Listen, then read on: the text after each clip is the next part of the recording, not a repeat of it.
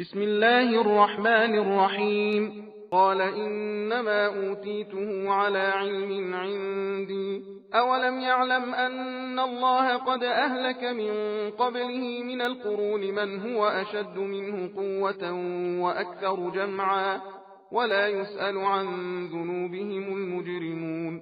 فخرج على قومه في زينته قال الذين يريدون الحياة الدنيا يا ليت لنا مثل ما أوتي قارون إنه لذو حظ عظيم. وقال الذين أوتوا العلم ويلكم ثواب الله خير لمن آمن وعمل صالحا ولا يلقاها إلا الصابرون.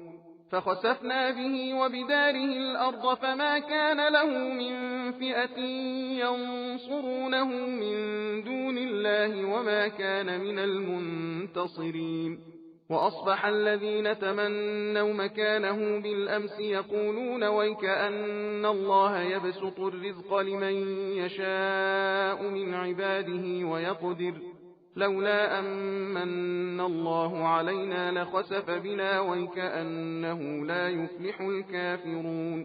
تلك الدار الآخرة نجعلها للذين لا يريدون علوا في الأرض ولا فسادا والعاقبة للمتقين. من جاء بالحسنة فله خير منها ومن جاء بالسيئة فلا يجزى الذين عملوا السيئات إلا ما كانوا يعملون. إن الذي فرض عليك القرآن لرادك إلى معاد قل ربي أعلم من جاء بالهدى ومن هو في ضلال مبين. وما كنت ترجو أن يلقى إليك الكتاب إلا رحمة من ربك فلا تكونن ظهيرا للكافرين. ولا يصدنك عن آيات الله بعد إذ أنزلت إليك وادع إلى ربك ولا تكونن من المشركين. ولا تدع مع الله إلها آخر لا إله إلا هو كل شيء هالك إلا وجهه له الحكم وإليه ترجعون.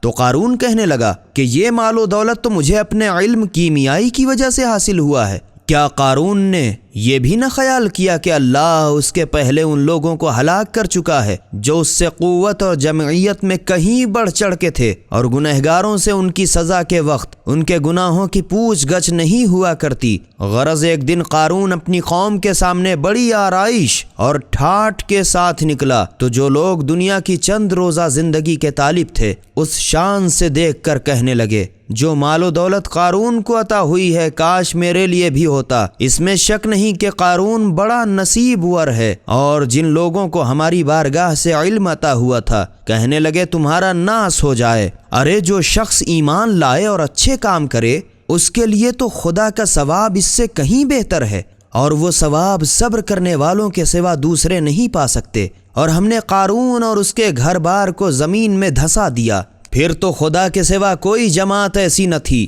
کہ اس کی مدد کرتی، اور نہ خود آپ اپنی مدد کر سکا۔ اور جن لوگوں نے کل اس کے جاہو مرتبے کی تمنا کی تھی وہ آج یہ تماشا دیکھ کر کہنے لگے ارے معاذ اللہ، یہ تو خدا ہی ہے کہ اپنے بندوں سے جس کی روزی چاہتا ہے کشادہ کر دیتا ہے اور جس کی روزی چاہے تنگ کر دیتا ہے۔ اگر کہیں خدا ہم پر مہربانی نہ کرتا اور اتنا مال دیتا تو اسی طرح ہم کو بھی ضرور دھسا دیتا۔ ارے معاذ اللہ، سچ ہے ہرگز کفار اپنی مرادیں نہ پائیں گے۔ یہ آخرت کا گھر تو ہم انہی لوگوں کے لیے خاص کر دیں گے جو زمین پر نہ سرکشی کرنا چاہتے ہیں اور نہ فساد۔ اور سچ بھی یوں ہے کہ پھر انجام تو پرہیزگاروں ہی کا ہے۔ جو شخص نیکی کرے گا تو اس کے لیے اس سے کہیں بہتر بدلہ ہے، اور جو برے کام کرے گا تو وہ یاد رکھے کہ جن لوگوں نے برائیاں کی ہیں ان کا وہی بدلہ ہے جو دنیا میں کرتے رہے ہیں۔ اے رسول صلی اللہ علیہ وآلہ وسلم، خدا جس نے تم پر قرآن نازل کیا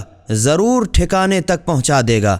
اے رسول صلی اللہ علیہ وآلہ وسلم، تم کہہ دو کہ کون راہ پر آیا اور کون سریحی گمراہی میں پڑا رہا، اس سے میرا پروردگار خوب واقف ہے۔ اور تم کو تو یہ امید نہ تھی کہ تمہارے پاس خدا کی طرف سے کتاب نازل کی جائے گی، مگر تمہارے پروردگار کی مہربانی سے نازل ہوئی۔ تو تم ہرگز کافروں کے پشت پناہ نہ بننا۔ کہیں ایسا نہ ہو کہ احکام خداوندی نازل ہونے کے بعد تم کو یہ لوگ ان کی تبلیغ سے روک دیں اور تم اپنے پروردگار کی طرف لوگوں کو بلاتے چلے جاؤ۔ اور خبردار مشرکین سے ہرگز نہ ہونا، اور خدا کے سوا کسی اور معبود کی پرستش نہ کرنا۔